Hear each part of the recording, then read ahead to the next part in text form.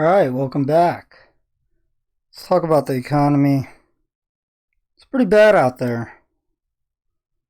So, the topics for today: the SPR, Austria, the pipeline from Russia.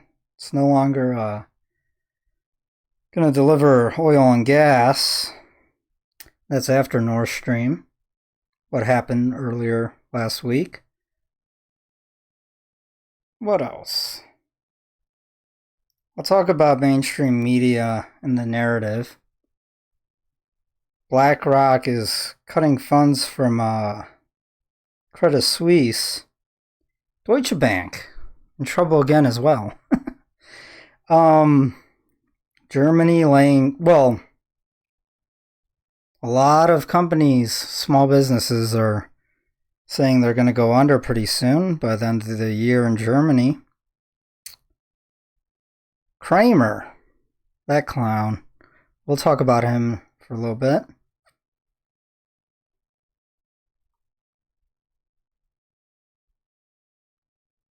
BRICS, they're trying to do a new world reserve currency.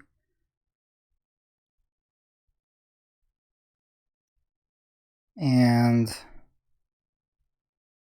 there's a lot of stuff on Twitter about Credit Suisse because of the UK gilts blowing up. It's pretty much, I'd say that's a Lehman moment. It's bigger, actually, by multiples. We'll talk about that. And as soon as interest rates for the U.S. hit 4%, I mean, it just blew up. And I even tweeted out. And like a couple hours later, UK bonds and currency is blowing up. We'll talk about nuclear winter. And various other things that'll come up. I'm not a financial advisor. Look at me. I'm more of a Nostradamus type character on YouTube. That's how I view myself at this point. Because my batting average is like way up there. Right? And yeah, let's get into it. Okay, good morning. Monday morning. This is a few hours before the market opens. The video should be uploaded by then. It takes like an hour. Futures are mostly green. Europe red, but it's nothing major. Like a few points here or there. So the markets are stable before the open on Monday. So I've been saying in the chat groups, any day now or any Monday now, I expect a Black Monday after the weekend when you get a huge sell-off the Friday prior. And I'm just expecting it, but, you know, the PPP team is in there, I guarantee you.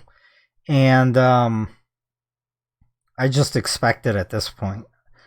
This video is going to be a Debbie Downer, but truth be told, they're all going to be negative. We are in the quickening at this point, and the news is just going to be. It's wild. Every day now there's something, right? Something major, and then every day it's just an insane world we live in, because we live in a world of weak men. And this is what happens. So there's so much news to cover. So much. There's so much to talk about. And I'm going to do my best here. This should be a good video. Let's start off with housing. So the Fed stopped buying mortgages. And this is part of quantitative tightening, QT, which started, I guess, towards the end of last month. So they're just going to roll off every month billions and billions of mortgage-backed securities. Very similar to 2007. Matter of fact, everything happening right now is very similar to 2007 You could say Credit Suisse is similar to Lehman in 2007. So I'll talk about that once we get to it. So they're saying outright agency mortgage-backed securities operations schedule. There's no one at the desk. Probably because I don't think they could actually sell them. I mean, they have to if they want to, keep to their word, which is all about credibility. That's how they view everything, the central bank. Because once they lose credibility, they have no more tools in their toolbox. They're done. They have no power to manage the markets. And what happens when that happens? And it will eventually. Well, they'll just keep printing money, and then confidence is lost in the notes they print. And print, I mean by making digital ones and zeros and pretty much handing it out to everyone, especially the banks. And monetizing the debt and all the unfunded liabilities and so forth. And when I mean unfunded liabilities, I'm talking like everything, which is going to be wild times. So here's mortgage-backed securities on the Fed's balance sheet. This is in trillions. Each grid line, 50 billion. Each grid line equals 50 billion. So we have about 2.75 trillion. It's wild. And it's not tapering off. It's very they're just not buying anymore. I guess by not buying, some is making to market now, and that's rolling it off super duper slowly. But they have rolled some off. Mortgage-backed securities on the Fed's balance sheet, November 2010 to this is 2017 to 2020. And that's what led to if you remember the repo market opening up in 2019, right before the coup, and the markets imploded because of that. They started doing quantitative tightening, which makes me think so everything was planned. Except this time around, we have raging inflation. In the past, when they tried doing this stuff, there wasn't raging inflation, supply issues, supply chain issues, and energy prices going through the roof. Which brings me to Credit Suisse.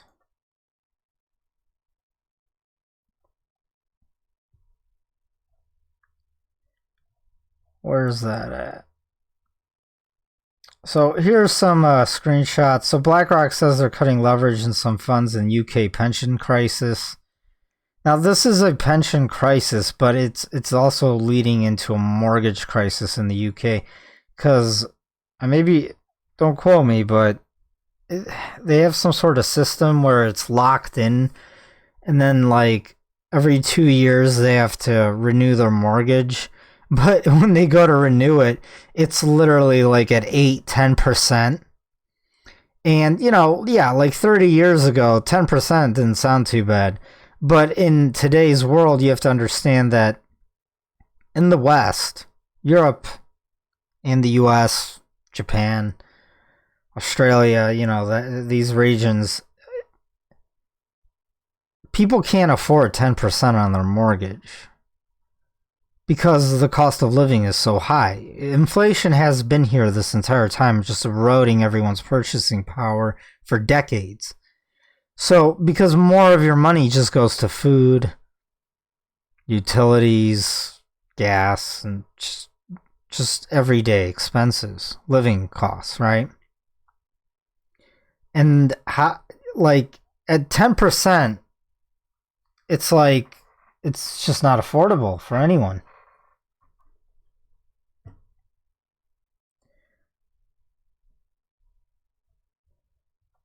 So there's a huge financial crisis looming.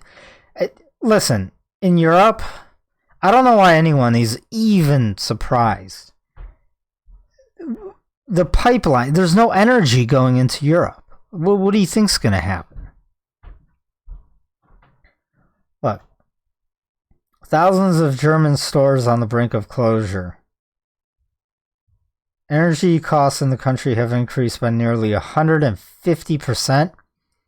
And with the news that just broke recently in a few days, because of something with Italy's elections, I don't know, like, it's political, right?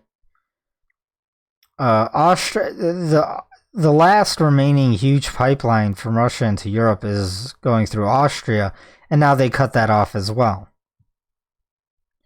So, as of right now, Germany, 15,000 stores facing bankruptcy. Right now. It's only going to get worse. Here's what's trending on my Twitter. Credit Suisse, Deutsche Bank.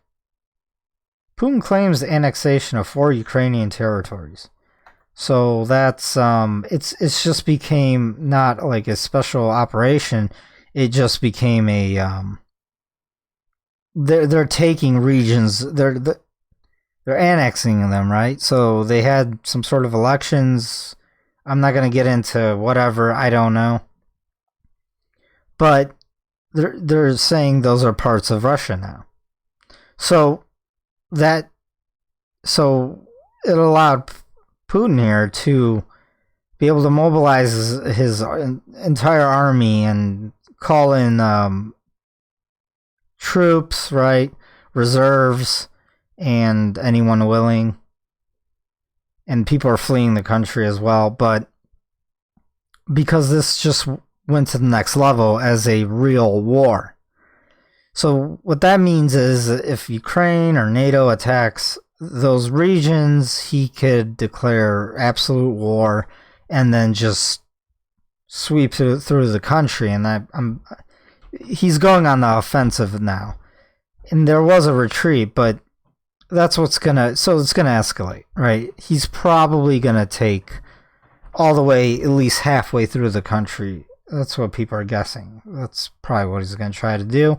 And then of course I'll get more into this later when there's articles on it. Kramer, so there's a Twitter account, Counter Kramer. He pretty much, posts his tweets, and he's been trading against it, everything he says, and he's been killing it. He says Credit Suisse is fine. Okay, well, last time he said that about Lehman Brothers as well, and what happened right after. It's hilarious. What's not hilarious is he came out and he said, it is incredibly unlikely that Russia will use a nuclear weapon. Okay, so now we're fucked. That's not good. That's not good news. There's a Huffington Post post as well. Could a small nuke war reverse global warming? I mean, we live in hell. So it's whatever AI bot wrote that, or some sort of agent propagandist. It's unbelievable. On top of all this, and there's more and more, China tells state banks to prepare for massive dollar dump. That's great. That goes into my argument why I don't think inflation's going to come down before the Fed pivots. Or the Fed won't pivot. And I know all these famous finance guru YouTubers out there are saying, well, the cure to high prices is high prices, and we're gonna have deflation. Yeah, in a normal world, and sure, that makes sense in a vacuum. But I mean, there's serious problems happening globally now, and a lot of them are all around energy. And the U.S., cut its own phallus off, just like Europe, and they're restricting exploration and drilling, right?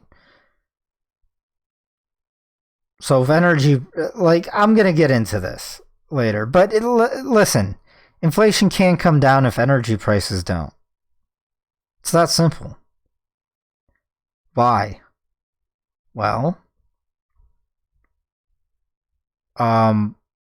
less products and services are available if energy costs are too high.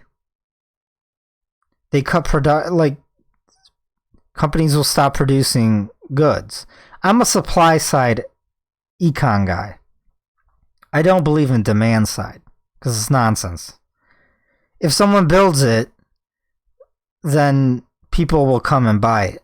If it's not built, then people won't. The demand won't be there. It won't exist because people don't even know it exists. This also goes into the broken window fallacy theory, right? People think, the economy will be spurred when there's destruction. Like the hurricane Ian just went through Florida. Oh, well, it's going to boost their economy. No, it's not. For one, it's like deficit spending. Oh, but there's insurance. Those insurance companies have to sell stocks and equities in the stock market to pay people out. Or bonds. U.S. bonds and treasuries, which forces the Fed to print even more. So why don't we just go and destroy every city and then rebuild them over and over again? That's nonsense. Instead of rebuilding, that economic energy could have gone into producing more new things or more industry, more businesses, more, more innovation, patents, right? Instead, you're forced to rebuild what you used to have, and most people are wrecked afterwards. Okay? Here's all the banks that are super... What was I talking about? I was talking about inflation. I want to try to stay on the topic long enough so you guys could understand what I'm trying to say. I don't want to bounce around too much. So again, inflation goes up. Yes, demand goes down because people can't afford to buy anything. But then guess what? Companies close their doors. They go out of business. Or they just lay people off, and then instead of having 10 manufacturing plants, they'll close down a bunch of them and just have one running. So then you have less goods being produced. With services, there's overhead hanging for all services provided for everyone. People will do less services because they can't afford to do more. And it's just like a spiral death loop. But on top of all this is all the debt. So if debt is not being financed, and products and services aren't being produced, then prices go up no matter what. On top of that, because of energy costs. So if it just costs more to do business, then prices go up, even though demand goes down. There's just less options. So instead of having just endless small businesses and stores providing you more services and more different types of products, they're just, a lot of them are going to go out of business, and you're just going to have a few to choose from, but their prices are going to remain very high. So inflation won't come down. Also, again, I've talked about this ad nauseum. Energy prices are the inflation in everything. Velocity of money is going down. But if energy and commodities go up, and because of the supply chain and geopolitical tensions across the world because of globalization, it doesn't matter. Prices are going to just stay up for things you need. Now, Asset prices, that's a different story. Those could crash. The car bubble, that's going to crash. Housing, crash. Everything that relies on the financial market will crash. Now, are you going to see sales and glut of inventory short term? Yes. But that doesn't mean inflation's coming down. It's like, this is called stagflation, really. Some things are going to get real cheap. Things you don't need are going to get super cheap. Things you do need are going to stay expensive and maybe go up. If that makes sense. You'll be able to get maybe electronics and TVs, shit like that, real cheap. There'll be huge sales. But food, energy or utility bills, cars have been in an enormous bubble, so those will come down temporarily for maybe a year or 6 months or 2. But then prices of cars are going to go back up because the cost to produce cars in the long run is going to be enormous. EVs are not going to happen. Germany, like BMWs, Mercedes, and all those, I don't know what's going to happen, guys. If they have no energy, they're already shutting down plants. So, all right. I digress for now. This is a good tweet. Spoke to a friend who knows people at U.S. pension funds. A number in a floating rate carry trade. The banks have sold them. That is sucking cash with an inverted yield curve. They are selling equities and other asset classes to meet their swap obligations. Similar to UK issue. So let's talk about what really happened in the UK. See if I could find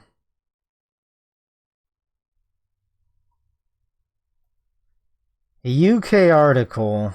Give me a second. I can't find UK. Alright. Oh, there's so many. So many tabs. There's so much going on. Alright, so in the UK they were going to pass some massive tax cuts. And then the bond market called bullshit on it. They're like, hey, wait a minute. How are you guys... because they're not a reserve currency like the US, they can't pull shit like this off. The bond market, bond vigilantes came out and they're like, you guys are doing tax cuts and also talking like you guys are going to keep raising interest rates because the UK is running like at 10% inflation, and that's their numbers. And they called BS on it, basically.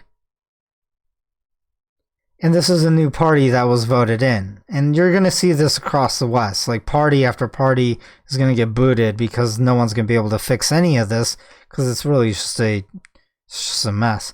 So, yeah, I mean, they decided to delay this this tax cutting of the 45% top marginal rate of tax for Britain's highest earners. So rates spiked, gilt plunged because of this tax relief. Because you can't. Here's the gilt. You can't have your cake and eat it too. Like, you can't do two opposite things because it doesn't make sense, right? Yield spiked, kind of like in the US are doing right now, right? And then the currency just kept crashing, the pound. And then Credit Suisse, who was over leveraged, blew up, kind of like Lehman back in 2007 for the US, right? And Deutsche, they are a mess. Here's Lehman. or no, Credit Suisse is on the left, Deutsche Bank on the right. This is kind of like JP Morgan or Citigroup or Bank of America, one of these IBS, one of these huge entities, investment banks, essentially. This looks bad. Like, this is bad. Look at this. And, back in 2000, I know in like 2014, around there, 15, maybe 17, they were bailing out Deutsche. But if they do more bailout, which that is what they ended up doing. So they said, well, we're going to intervene. And for one, they're going to print money to buy their own bonds to support their own currency. So they're doing QE. They're literally monetizing the debt. Well, that's what monetizing the debt is. Printing money to buy your own bonds. Bonds are basically just enormous baskets of their own currency, but they're supposed to yield something because it's the nation's debt.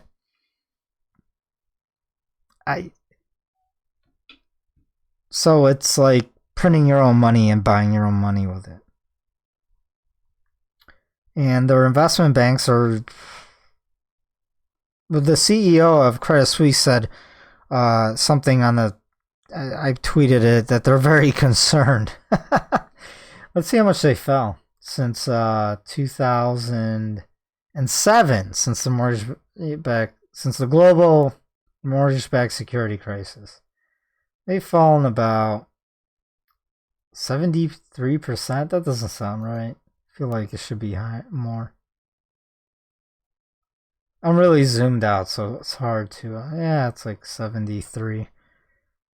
See how Deutsche is doing since 2007. And this is after bailouts in the past. Looks like it's not working.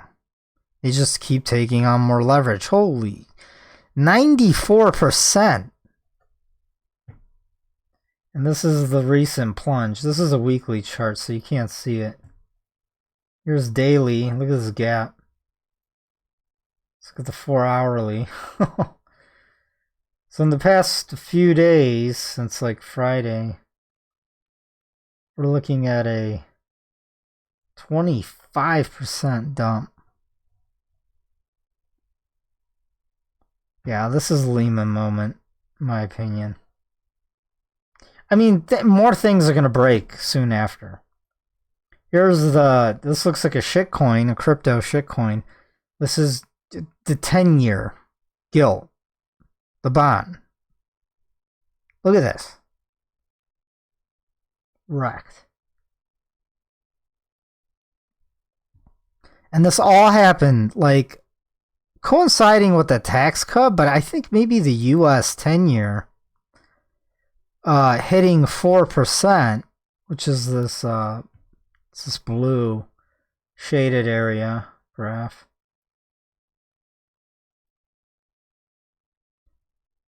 It hit 3.966. I mean, it hit 4%. The 10-year yield for U.S. Treasuries, which probably really helped push the gilt over, right? That's probably what really happened, in my opinion. So, yeah. So what does that mean for the rest of us? So that's happening in the UK, which is like one of the top economies in the UK. Germany's first. Not sure who's second. Maybe it's the UK. I don't see why, though. They don't, like, make anything anymore or anything. They're just a giant financialized country. The UK is just finance. That's all it is. And services. It's not... It's probably worse than the US. It is. Small island, And, that's how quickly empires rise and fall, right? UK used to be the empire of the world not too long ago. say 150 years ago, they were on top. The sun never set on the British Empire. Well, look how far they've fallen. So, is this going to have a systemic effect on the entire global financial economy? Absolutely. Absolutely. I mean, back in just the late 90s, there was the long-term capital management, which actually started in like Indonesia or something. Something blew up there, and then they blew up, and then it spread to the U.S. and then spread to the rest of the world a little bit. The mortgage-backed security crisis in the U.S. spread to the rest of the world. Not all of it, but a lot of it. China kind of bailed the U.S. out with just producing endless cheap trinkets, and their housing bubble just kept ramping up. Also, Australia's, oddly enough. But Europe was definitely affected. But so this causes fear and uncertainty and doubt, right? FUD. Why? Because the U.S. could happen to the U.S. as well, not just the U.K. A very similar thing could happen. I mean, we just had a giant housing bubble. So if it could happen there, why can't it happen here? Matter of fact, because it did happen there, this could spread to the U.S. because I guarantee you, U.S. institutions have exposure to those banks. They all do. They all lend to one another. So why wouldn't there be an exposure? And who knows how leveraged they all are and what they're trading back and forth, swaps and crap. Again, if you look at this list, here's price to book. 20 Barclays, Bank of China is 38. Also, the housing market there in China is just imploding, which is like multiples the size of the US's, believe it or not. And I've said this many times. There's a housing bubble everywhere. Literally. Well, not everywhere, but like in the developed world, like the West. From Australia to Canada, Europe, UK has a huge one as well, in the US, right? Here's price to book ratios, market cap to total assets, and market leverage, ranked by leverage. This is what I'm really looking at, leverage. Price to book also really matters.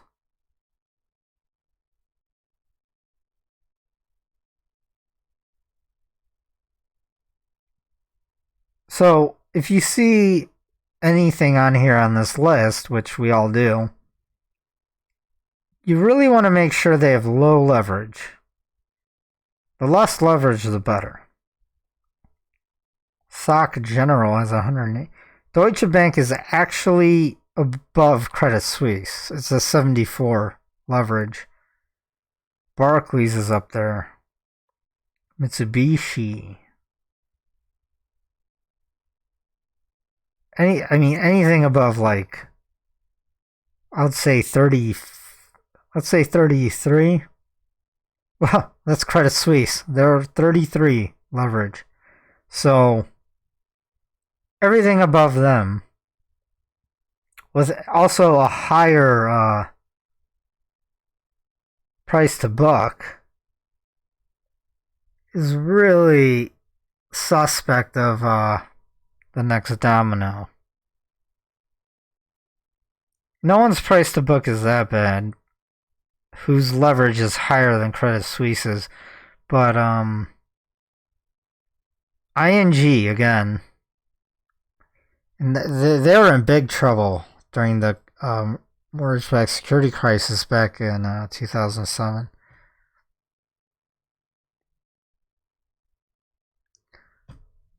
JP Morgan is doing real good with leverage. Like in a good way, not bad. I feel like they've been really on top of everything lately. Jamie Dimon, he talks a lot of smack, but he's not stupid. All right, let's take a look at this.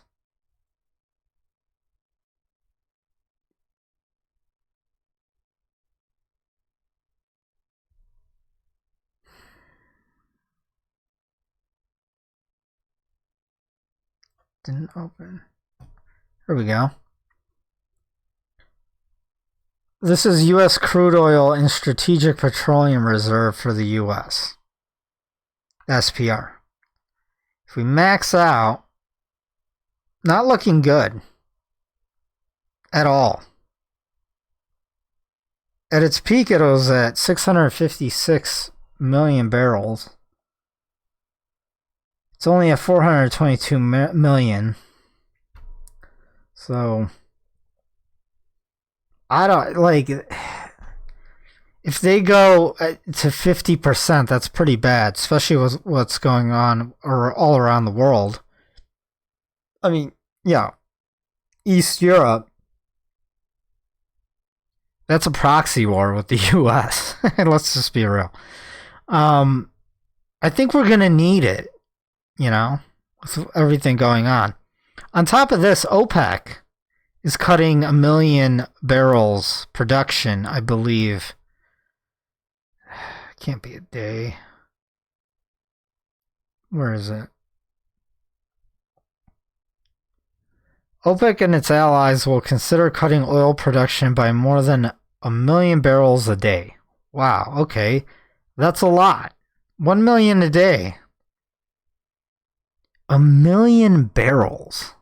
Think of how much oil that is. You know how big a barrel is? It's not, they use, I believe, 50-gallon barrels.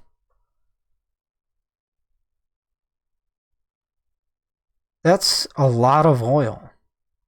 If you've ever, you know how heavy one of those barrels are? It's like hundreds and hundreds and hundreds of pounds. I did the math once. I don't remember though. That's a problem. Gas prices are gonna go up, guys. And there's more charts on how the gas situation's looking like in the U.S.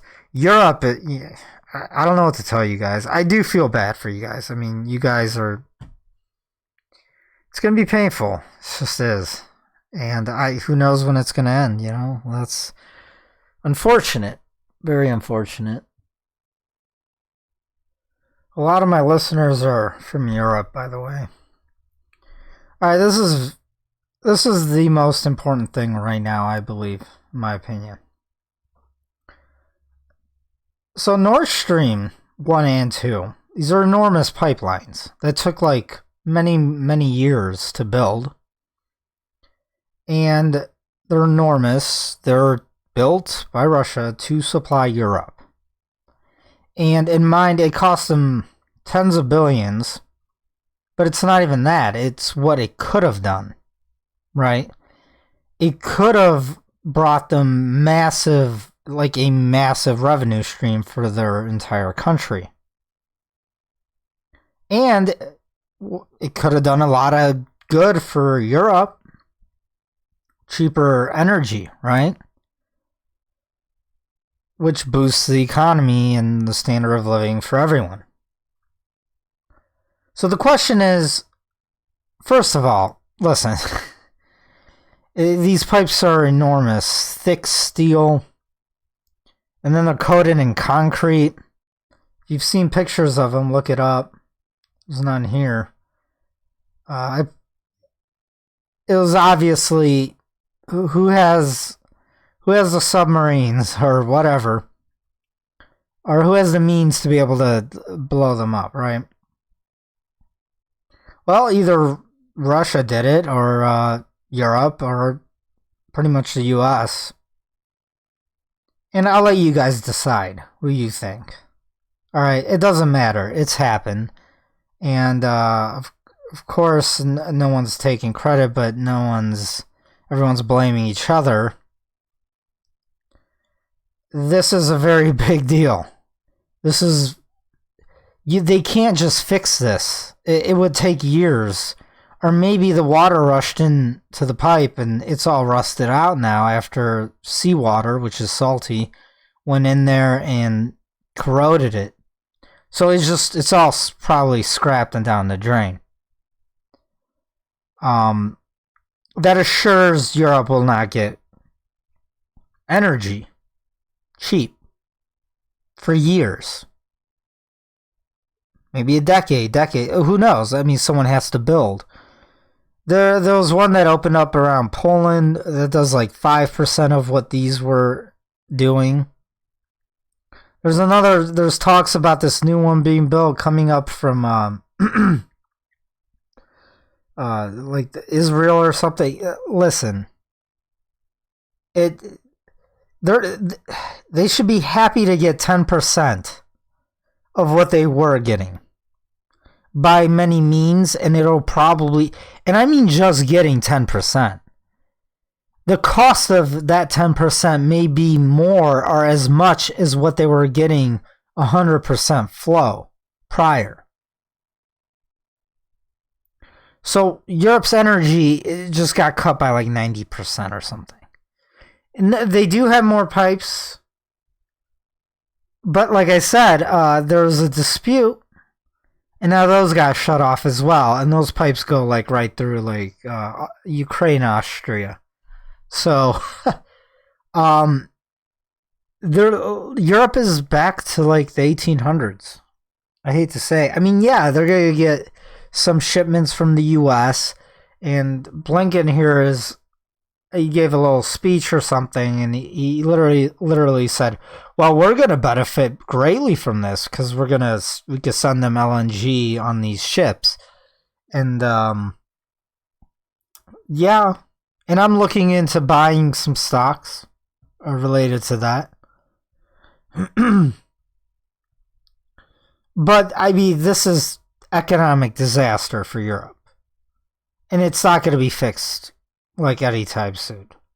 Like for the foreseeable future, they're going to have a rough time. And that's not even including more problems and tragedy and, if war breaks out or it accelerates and it's actually NATO versus Russia.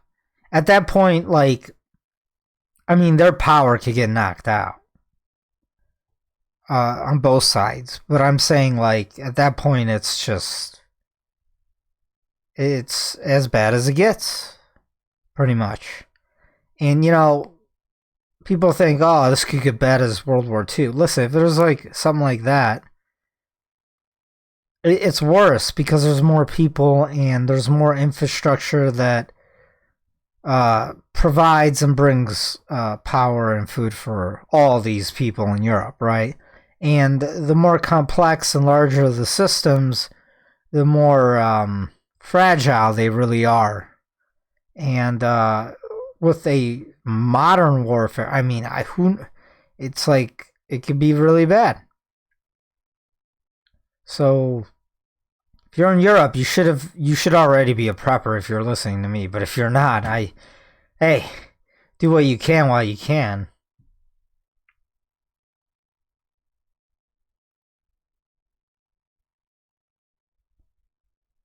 So treasury markets for the U.S. are at risk, of course. I had my chart. If I draw my lines,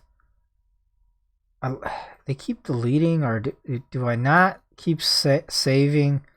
Well, I put something like it blows up. Things start breaking at 2% on the 10-year yield. A lot of things start really blowing up over 2.6%. And we're all the way up here, so the housing market is already rolling over. There's 20% sales everywhere already on houses. So new starts have stopped completely. Construction workers are going to lose their jobs. It's really bad when they stop midway through construction because they can't even afford because it's at a loss at that point. They can't afford to finish the homes. And we saw that back in 2007 and 8. We'll see it again, I believe.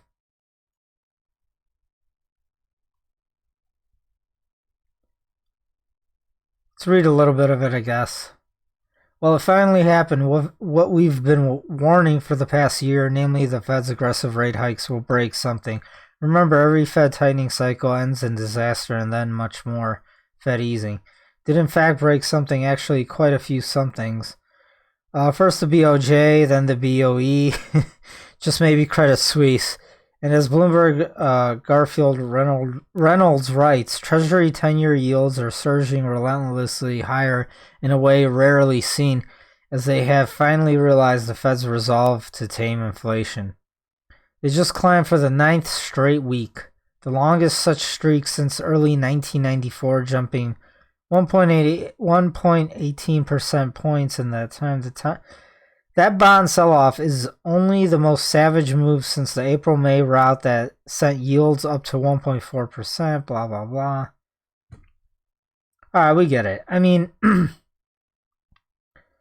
markets might be green, the futures might be green because Powell is doing some sort of emergency meeting or something at 11 a.m. U.S. Eastern Standard Time. That's early in the morning, first of all. Second of all, these are really rare. So everyone right now might be thinking, oh man, did something break? Are they going to pivot? Again, I don't think they're going to pivot anytime I don't think they're going to pivot this year. They might not. Why is that? If they pivot too soon, this time, if they pivot today, then this time next year, we have over 20-25% inflation. Easy. Easy. And what does that mean? That means boom, game over. They can't do anything at that point. Are they going to try to raise rates again? No, they'll just blow more things up at that point. And they won't even get rates where they got them now, which is 3.5, 3.75, something like that. They would be lucky to get them back up to 1.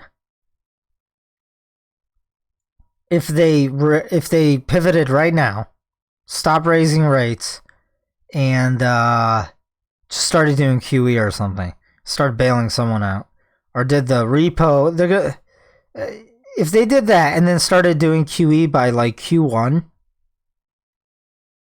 I'm dead serious. It'd be runaway, borderline hyperinflation starting to happen this time next year. So, and if they try to raise rates again between now and then, no one would take them seriously, and it just wouldn't work. It would have zero effect.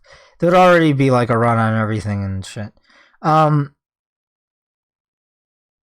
What might happen is they might do an emergency meeting, and they're gonna say, "Hey, listen, we're monitoring the situation with Europe, and we're deleveraging or something." They're just gonna calm the markets in the U.S. and probably say, "We're not exposed. It's isolated to Europe." That's what they're gonna say. Ben Bernanke said, mortgage-backed securities were isolated. That's about it. And then he might hint towards a pause in rate hikes. He might hint towards it. Will he? I mean, by the time the next rate hike comes around, which I forgot which is when, it's a while away. A month and a week or two or something like that. By then, things could get even worse. So, it'd be, if he was smart, here's the deal. They have to crash stock market and the economy to stop inflation and maybe push it back some more with that demand destruction and the wealth effect, right? And then they can maybe push it back to 5-4% inflation by literally putting us into a depression. And then things will get worse, globally. And then finally they will, first of all, they will maybe announce a repo window. Then they will announce a pause on rate hikes. They will stop doing quantitative tightening. And then finally they will capitulate, and then they will take rates straight back to zero, like one cut. And then they will finally do QE. In that order, I believe. Now, in between all that time, I believe the markets will be super choppy, but mainly crashing. And that's what's going to bring down inflation. And then when they do QE, finally. Actually, it'd probably be when they drop rates back to zero. They'll say, look, inflation's coming down. And then when they do QE, they're hoping inflation will be at 5-4%. Something like that, if they're lucky. Because the economy will be in a depression.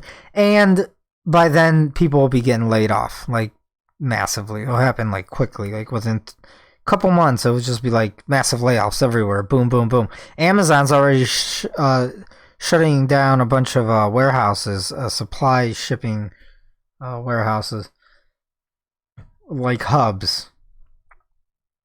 FedEx has already came out and said their volume's down massively. Japan, meanwhile, in Japan, these guys are just printing money like it's not going to zero. And then they're doing currency interventions all the time now. It's pretty bad.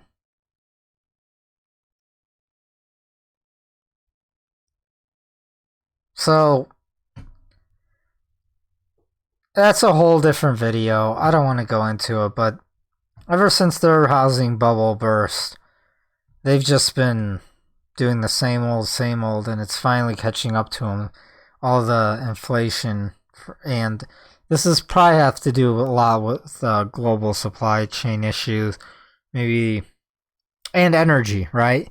They don't have any self-sufficiency whatsoever. Everything is imported into their country, and then they just build things. And they're really good at building things. Japanese engines are the best. Cars, best quality. But it doesn't matter if, they could be super productive society, very smart, and build very high-end in-demand things that are needed globally. But if their energy is, they're really hurt by energy prices and commodity prices because they have to import it. Everything's got to get shipped in there, and then it's like an island of people having everything shipped in, and they just build things.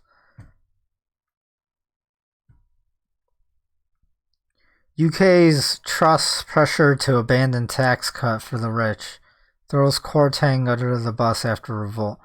I don't think it was for the rich. I think it was for the middle class and up.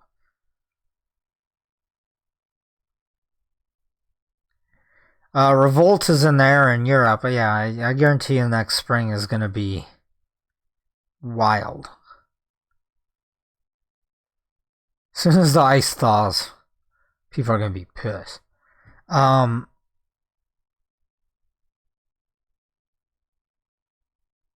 So, like I said, people are already calling for a pivot. I've already seen Kramer hint towards it. Do they not realize that energy and commodities are about to go back up because of what's happening globally? And if they pivot this early, that's it. That's endgame. Then inflation just keeps running and running. Imagine a world where you're in a depressionary, inflationary environment. People are losing their jobs and the cost of living is going up. That's the perfect It's a perfect storm for just, Mad Max. I don't think they're going to pivot this soon. I think they'll do what they can without pivoting.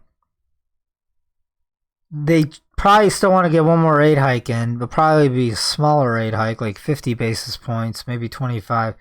And then, and also the U.S. does benefit from raising rates because everyone else is blowing up around them in the world. And that is putting in like support for the dollar and keeping the U.S. afloat. Look, here's an article. American energy bills are set to soar this winter. As Europe scrambles to secure LNG supplies, American companies are racing to lend a hand. With more American LNG flowing to Europe, the United States may be facing increased electricity bills this winter. Yeah, the U.S. is basically, I guess we're going to support Europe. Like, yeah, these LNG companies may make a lot of money, but that doesn't mean the prices aren't going to go up because we don't have extra supply domestically. And I believe the U.S. strategically, they really want to get Russia for some reason, and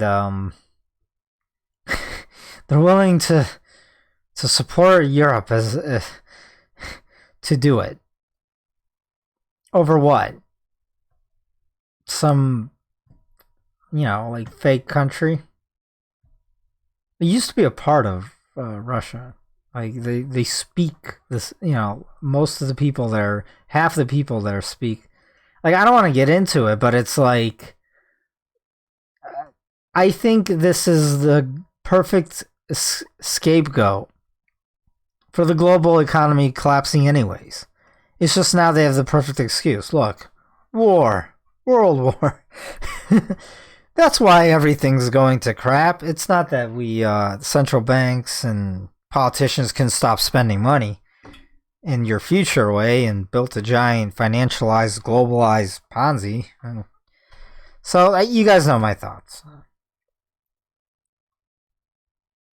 Goldman and S&P trading below Biden's inauguration despite $1.7 trillion in QE and $3.5 trillion in fiscal stimulus.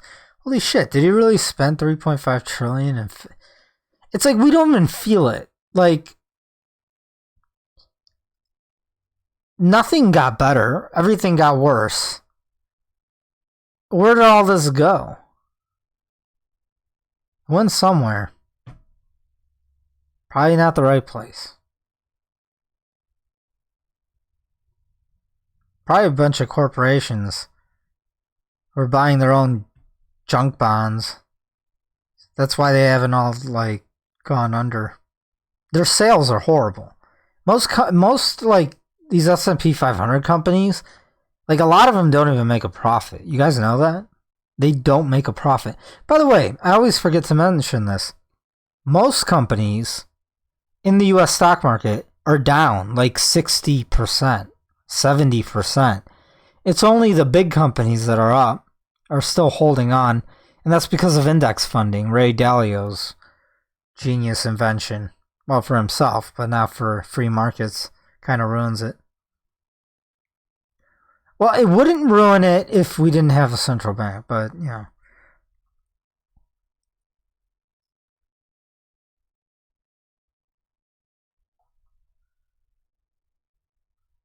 The impact has already been catastrophic. Hedge fund CIO says, this crash, don't look for central banks to save us. Why does he say that?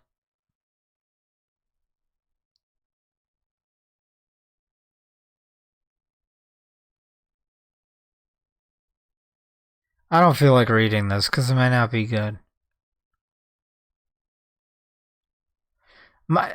I'm just going to stick to why I don't think they're going to pivot just yet. They will eventually, once things get really, really, really bad. And by the way, for the elections, there's no chance. There's no chance they could turn everything around. No way. If it's not like a red like hurricane tsunami, then yeah, it's like all, you know.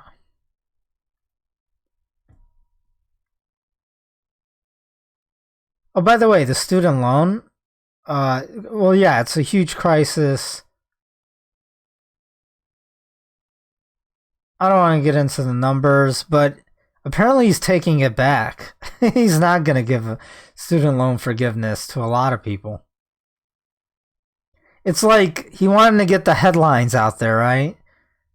But they're not really going to do it. That would also be inflationary, I will admit. I do think younger generations, they got suckered into like worthless degrees, and they're taken advantage of, and now they have crippling debt the rest of their lives that they can't get rid of, which you do have to like free the younger generations. If you don't, they're not going to have children and families, and they're not going to buy your boomer houses, right? Either way, boomers aren't going to get anything. Like, no, there's no retirement for you guys. I hate to break it to you, but it's kind of what you get, you know, if you let things get this bad throughout your entire life.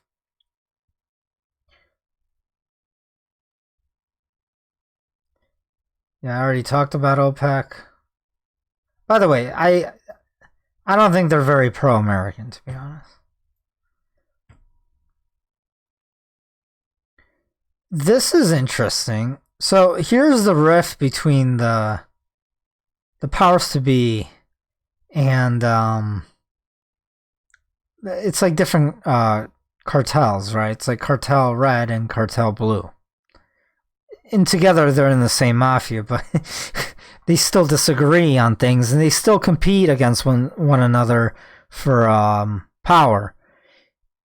But again, they're under the same wing at the end of the day, which is just evil and corruption. But, you know, they still compete and have different ideas on how to do things. It's kind of like a smart entrepreneur. What he does is he will have multiple teams work on a same problem, trying to create a solution or build something, but they have 3 different approaches, and then they compete against one another, and that's how you get the best product or service or solution.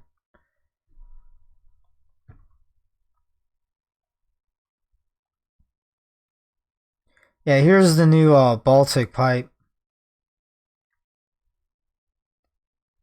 It's not that big.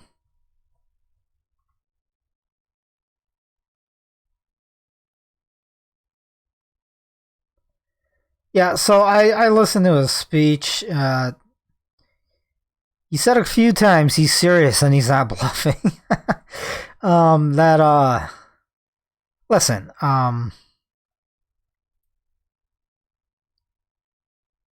it's not like the movies.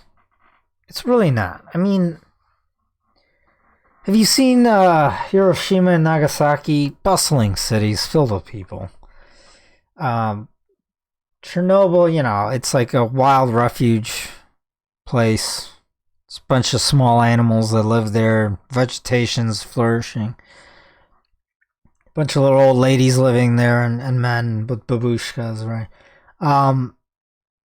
Nevada, you could go and test it. Apparently, they tested thousands and thousands of them in Nevada. You can go there right now to the sites, literally with a Geiger counter. Seems fine. So, what I'm trying to tell you is, if it does come to it, which just sounds like it is because they're really pushing for it, and I predicted this years ago. It's not the end. Like there's no like radiatic like winter. I do maybe from the power plants it's a little more dangerous, but I believe what they're using is Listen, everything that goes boom makes a shroom cloud. It really does. Everything. I know. I've blown a lot of shit up. I've been in the military. Like, it all looks like that. So don't freak out when it does happen. Everyone's gonna freak out. Again, this will be bigger than the last thing 2 years ago, and it has to be on magnitudes larger to scare everyone. Because only a scared populace will do dumb shit and do exactly what they're told at their own detriment and peril, right? It's like breaking people's mind with trauma. I believe movies do that as well nowadays, with the sound effects and everything. Pay attention. Does it cause anxiety? They all do, and they're all just gory. It's disgusting. It's not even entertaining. No good storyline, just same. Alright, I digress. The reason I'm showing you guys this is because... Come on. No, I'm not allowing cookies. Whatever. This is my streaming laptop. I really don't care. Alright. The blue is where everyone's going. The red is where they're leaving from. Ironically, I think this is going to flip a little bit this decade. I mean, listen, if they don't ever get energy and things get really heated, which I really hope not. Like, I really hope things calm down. None of this fucking has to happen. None of this. It's just what they do, alright? Again, the goal is to get rid of 99% of everyone. And have an excuse for everything that they're doing. Alright. They will lose control, though. There's no way to manage any of this shit. It's all... people who play God always think they're in control. But they're not. Like... And it just happens in a blink of an eye. And then... yeah.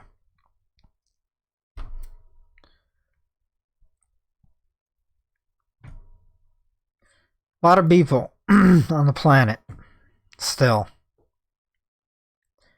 I did want to show this.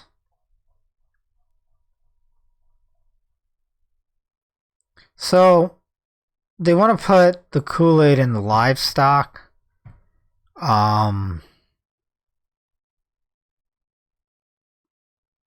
mean, if you're not on the same wavelength as me and a lot of us here watching me, I don't know how to tell you. Like, at this point, it's not good for people. You are what you eat, and those animals are probably all gonna, die. So it's a great time to have your own chickens and, have a local supply chain.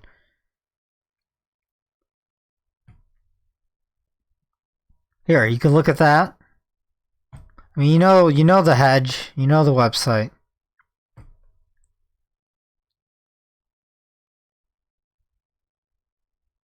So, the board of directors at Central Bank here, they're starting to not agree with one another. At the end of the day, it's Powell who will make the decision. Board of directors are from all the banks. So I'm assuming the ones that are probably in the biggest trouble are like, stop, you have to pivot. While the others are less in leverage and distress. It doesn't really... We'll see. We'll see. We'll see how dumb they really are. I really hope they don't pivot this soon. Just for the sake of... just for the sake of everything. Like, we need more time. I don't know about you guys, but I want a little more time. Here's the thing. Everyone's thinking, well, all the rate hikes they've done so far, it's not priced into the market or the economy. That is somewhat true. So if they do pivot now, what they've already done will start hitting months from now, and then the pivot will start hitting like 8 months from now. That's how they're thinking, because everything does have a delay. But he really has to make sure that he could get inflation down, like literally below 5%, hopefully to 4%. Like, he's got to make sure it goes back down. Because the pivot, the market's going to start going back up, like, soon after. And that's going to create, people are going to take profits, and then they're going to go spend money in the real world, and it'll keep inflation high. And then with the pivot will come QE soon after. And then that's it. Like, it's not just the genie's out of the bottle. It's the car has gone off the cliff, and it's in free fall, and there's nothing you could do. And then it's just inflation thereafter. And then once it hits the human consciousness that prices aren't ever coming down, it's game over, and that could happen very quickly. I don't think he's going to pivot quite yet. He might even get one more rate hike in. If he does a 50 and a 25 basis point, the next two FOMCs, that would be ideal. I believe that would assure stock market crash, economic crash, housing crash. Powell even said, like, housing prices need to come down. And they haven't really come down that much. Some areas where they went up like astronomically, they're starting to sell for 20% less, but they need to come down like a lot, like 50%, just to get back to like prior levels. And even then it was kind of in the bubble, so it should come down even more, like 60% home prices. If all of that happens, so he gets, let's say, 2 more rate hikes in, but 75 basis points. In the meantime, he does, let's say, open up repo, maybe slows quantitative tightening, does everything else besides stop raising rates for the rest of this year. Then by spring, the economy should be really in the shitter, and there will be demand destruction and deflation because people are just going to stop spending, period. And people start losing their jobs. So,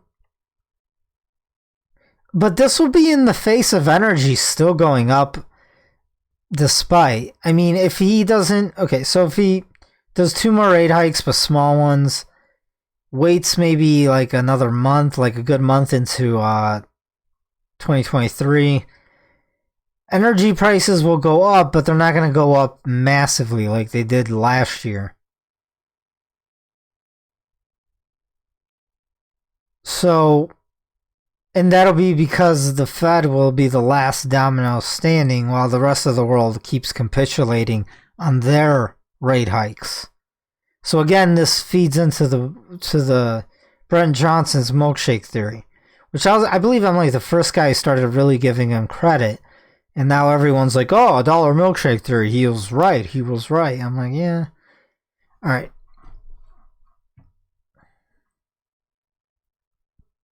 And look, I mean, gasoline hasn't come down for all that much. It's come down a little bit. Still, like, pretty close to $7 in Cali, but that's Cali. It's Florida. California.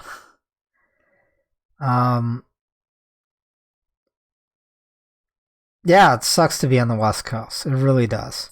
And you know what really is sad about that? Like, it's just the landscape, everything, it's just amazing over there. The forests, the nature, just the weather's great, and it just went downhill thanks to Reagan. That's right, I said it.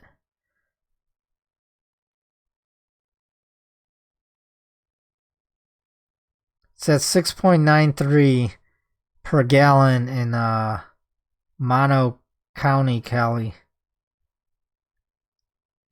And they have decent distances there as well. And they probably blast the heat during summer, right? So they're using AC. Yeah, I don't know. I hear there's like billions of dollars worth of vehicles in California that no one's buying. There's just endless parking lots filled with trucks and everything. And whatever happens there usually happens first because it's like the weakest economy, although one of the largest. Here it's pretty bad. Their housing market should be like in pure devastation, guys. I mean, I don't even know why anyone still lives there unless they can't get out. That they have to, but at this point, there's no excuse. You up and leave.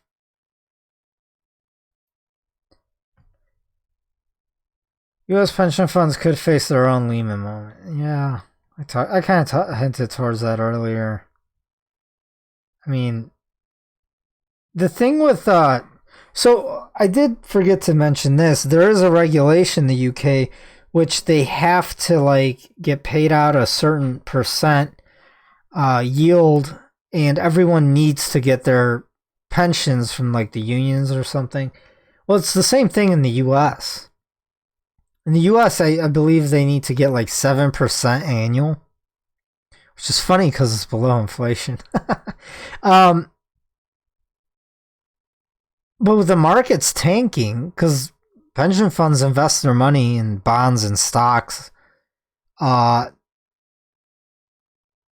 it's not if, but it's a matter of when. And the Fed is going to do QE, guys. Don't worry. Because they're going to be bailing out states, maybe. And their pension funds. Or a way to bail out the pension funds would be to technically give them a heads up so they leverage up and then do massive amounts of QE, more than in 2020. And then the stock market and everything rallies, and then they make gains that they could use to pay out everyone their unfunded liabilities. So that's another way of funding unfunded entitlement programs, from pensions to Social Security, all of it, Medicare, all of it. Because they all invest in the markets. That's why at the end of the day, they're not going to let the stock market crash. I'm thinking like another 20% drop. Maybe 30, wicks down 30%. Maybe 40, I don't know. It depends how long, right? If it wicks down 40%, but it was only there for like 3 days, that's not really that big of a deal. If it stays down, then it's Armageddon.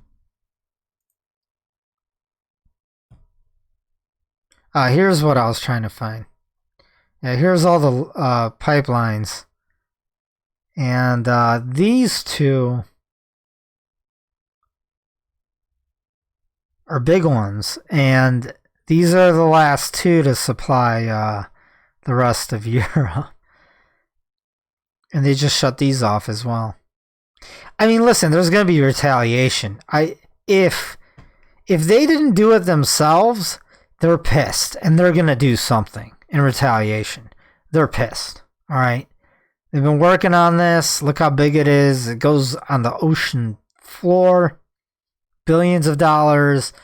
They were probably expecting tons of money to come in. It was the biggest leverage they had to take, at least half of this country. At least half of it. That's probably what they're looking to do, to extend this border all the way down to the Black Sea. Guys, it's not like they're going to go into Europe. they don't have the manpower and all that. So they're not that powerful.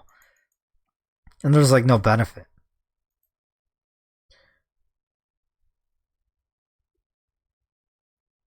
So collapse in money supply is still a major risk for the market. Yeah, I mean, money market funds could dry up. They did that in 2008. Here's the thing. Also, debt defaults happen because if there's less money velocity and less money in the system from quantitative tightening, that's really what's reducing the money supply is quantitative tightening. It's not interest rates. Interest rates just make it harder to lend and borrow. And yeah, I guess it slows down circulating supply or velocity of money. But what really does it is quantitative tightening, because the money's being sucked out of the system, and all that debt's going back into the system, all that junk debt, like mortgage-backed securities, and then, for one, yeah, the housing market dumps, and then the currency's taken off the market. And then when this happens is there's just less velocity of money, right? So people are getting paid less, or they just lose their jobs, or whatever. Companies can't do corporate buybacks, all this stuff, right? So what ends up happening is people can't pay their debts. Because money is debt. Currency is debt. It's credit.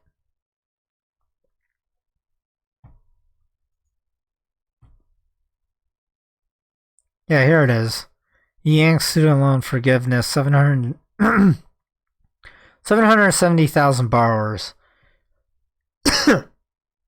In jarring reversal by Tyler Durden, the U.S. Department of Education on Thursday quietly revised its online guidance on who qualifies for the 10,000 student loan forgiveness. Biden announced on August, in doing so, it pulled the rug out from under at least several 100,000 people. At issue, borrowers who have Perkins loans and Federal Family Education Loans, FFEL, those earlier generation loans were guaranteed by the Fed, but were issued and are managed by private lenders. The FFEL program ran from 1965 to 2010. Perkins loans ended in 2017. People who have FFEL loans or older have families, many obligations, and are being crushed by this ongoing debt. Retirement. Gotta keep paying those student loans, new car, appliances, kids, college. Nope.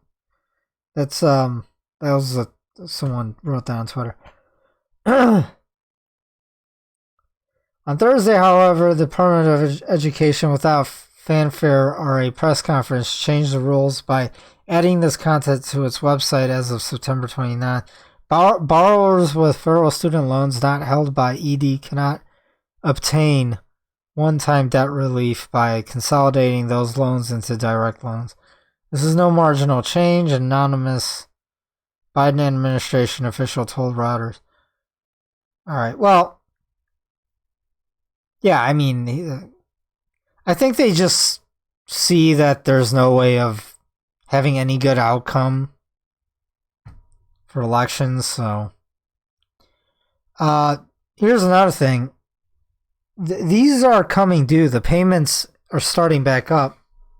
So if he doesn't forbear them, that'll pull inflation down, because if people aren't paying their student loans, they have extra cash to go buy things.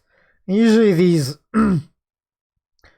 early Gen X and millennials, they tend to not save money. They tend to spend it, and unfortunately, most of them. And that's why none of them ever have any savings to take advantage of opportunities, or they don't have the money to buy the dip.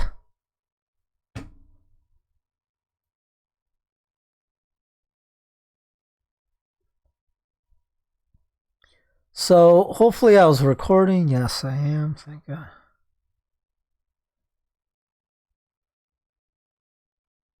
Oh, they stalled the bill banning congressional stock trading. Unbelievable, man. It's just out in the open.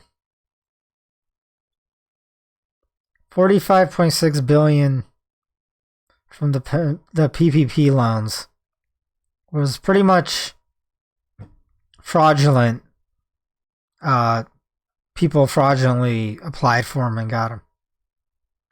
I wonder if they're going to go, the 86,000 or whatever, are going to go after them, or are they just going to go after, like, small business entrepreneurs?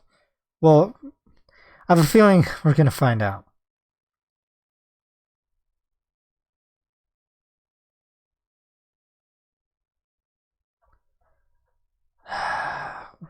What else?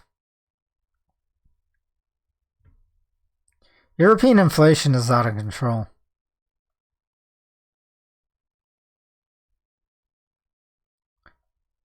It's at like 9.96%, whatever.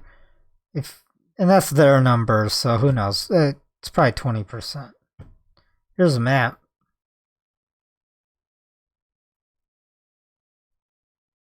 Inflation is soaring across Euro area. Consumer price change year over year in September. Wow, 20% is this, what is it, Latvia?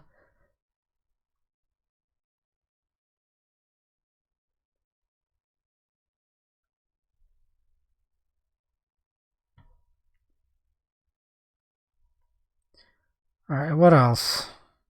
I believe that's... Let's just do a few more things.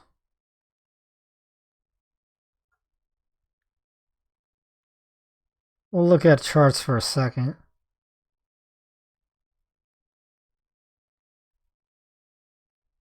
So much, man. T-Rex skeleton expected to fetch up to 25 million at auction. You guys know these skeletons are like ground up bone from animals today, and then they just like glue it together. It's like molds.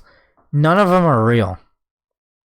Like, they're not real skeletons, bone. And I've seen them. I've seen them in museums. Like, they look real as shit. I mean, technically it is bone. It should look real, but they're like props. All of them. I don't think there's not even one. Because I don't want to get into it.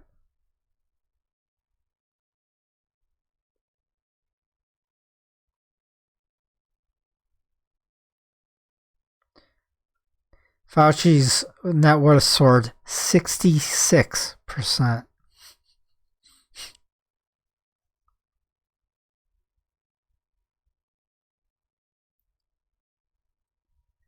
Cruise liners stocks are tanking, by the way. Oh, and I shorted home builders. Just complete devastation there. Made a lot already, and it's not even like... We haven't seen anything serious yet.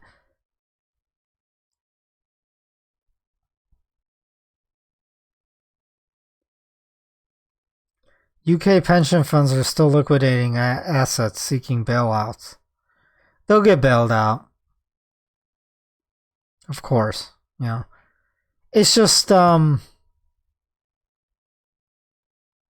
gonna have, like, really bad inflation and, especially with the energy crisis.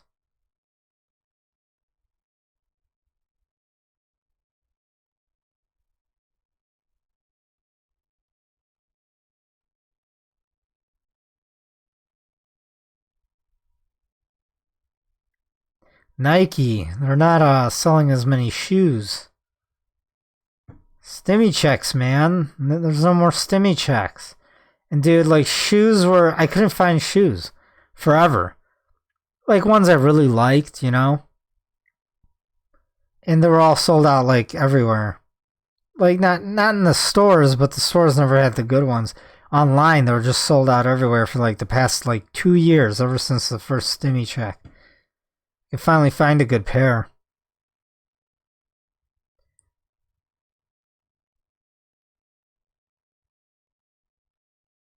Fed's favorite inflation indicator unexpectedly surges as personal spending jumps. This is, I did look at this. I didn't read it. I didn't read any of these, by the way. There goes any hope that despite the U.S. economy sliding into recession and global markets turmoiling, that inflation would finally relent. Moments ago, the BEA reported that in August, personal income and spending came in at 0.3% and 0.4% respectively, the former in line with expectations, the 0.3% and slightly higher than the 0.2% increase in July, while the latter spending printing well above the consensus forecast of 0.2% and far above July's negative. Okay. Personal savings rates just falling. Look at this. But spending is going up. Well, spending is going up because everything costs more. I believe spending is the same because everything costs more, but people are buying less of things they don't need. It's all going to like food and shelter and transportation, basically.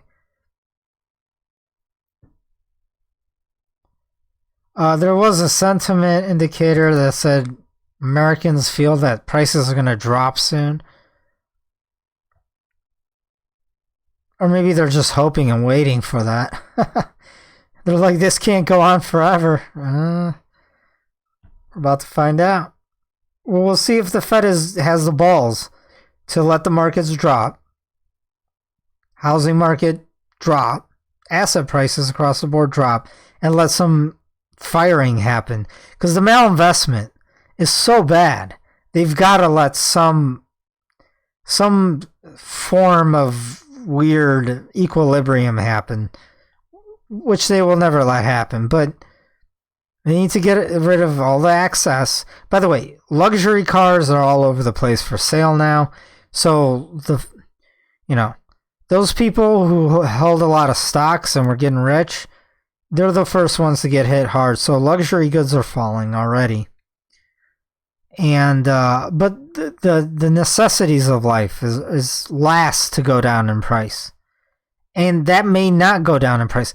I mean, for one, we have also sorts of like food manufacturing plants going up in flames, and manufacturing plants going up in flames, like probably cyber attacks. But and they're paying farmers not to farm.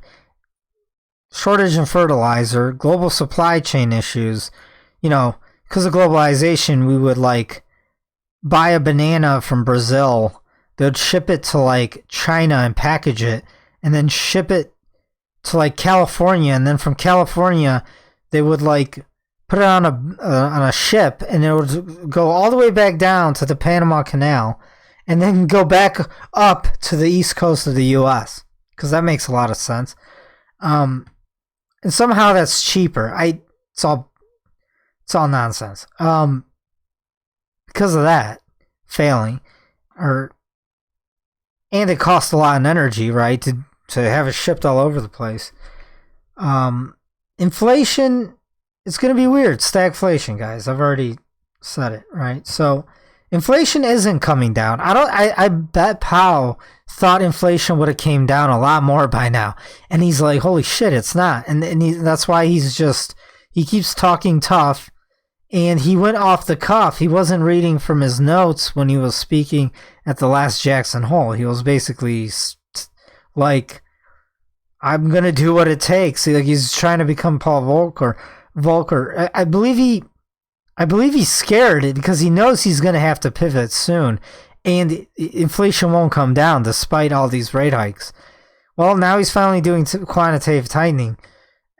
He's going to just have to hold strong in the face of like global like tensions and everything blowing up, and mass pain. He's lucky the current admin is like uncoherent, probably doesn't realize what's even happening in the world. I'm going to leave charts for a different time. I've been short this entire time, and it's been great. That's what we do in the private group, if you're looking to join. I haven't checked emails in like months, because everyone's broke, like no one's joining my group. My services, where we just share information, and it's a mastermind, right? Alright guys, smash them like, share my videos. I'll see you next time.